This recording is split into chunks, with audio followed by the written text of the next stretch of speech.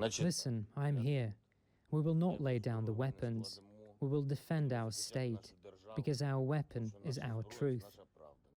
The morning after Russian missiles rained down on Kyiv, Ukrainian President Volodymyr Zelensky addressed the nation in his favorite style, the selfie video. He told Ukrainians that he was staying put in the capital. The video received 3 million views on Instagram in 1 hour. Lately, there has been a lot of fake information online that I call on our army to lay down arms and to evacuate. Zelensky's decision to remain in Kyiv and his family's decision to stay in Ukraine has moved many and inspired Ukrainians to fight for their country. Today, Russia started an invasion of Ukraine. Putin started a war against Ukraine, against the whole democratic world. It has been an unlikely transformation for Zelensky. The 44-year-old comedian and actor with no political experience was elected as president in 2019. At the beginning of the crisis, some Ukrainians feared he was out of his depth against veteran Russian President Vladimir Putin. But Zelensky's defiance and his calm presence in social media videos have won plaudits, even from self-described skeptics. Good evening to everyone. The leader of the faction is here. The head of the presidential office is here. Prime Minister Shmyhal is here. Podolyak is here. The president is here. Zelensky has been a prolific social media user throughout his time in politics. Now he and his team are posting videos trying to give reassurance. His style stands in contrast with that of Putin. The Russian leader has often kept even close officials on the other side of a long table in meetings during the global health crisis.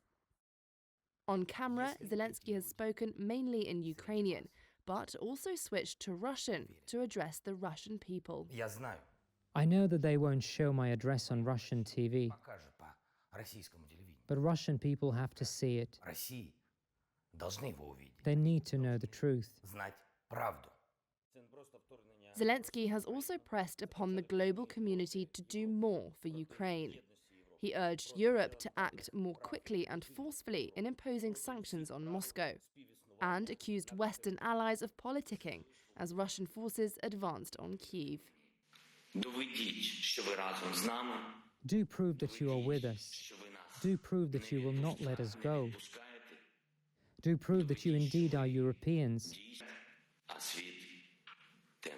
Glory be to Ukraine. The West has rebuffed his appeal on no-fly zones, fearing this could lead to direct conflict with Russia and even trigger World War III, but provided military aid and economic support to Ukraine, while imposing unprecedented sanctions on Russia. In May, Zelensky accused Russia of waging a genocidal war and said Moscow was carrying out senseless bombardments in the eastern Donbas region. This is a deliberate and criminal attempt to kill as many Ukrainians as possible, destroy as many houses, social facilities and enterprises as possible. This is what will qualify as the genocide of the Ukrainian people and for which the occupiers will definitely be brought to justice. Russia launched what it calls a special military operation on February 24th, which Moscow said aimed to demilitarize Ukraine and protect Russian-speaking communities.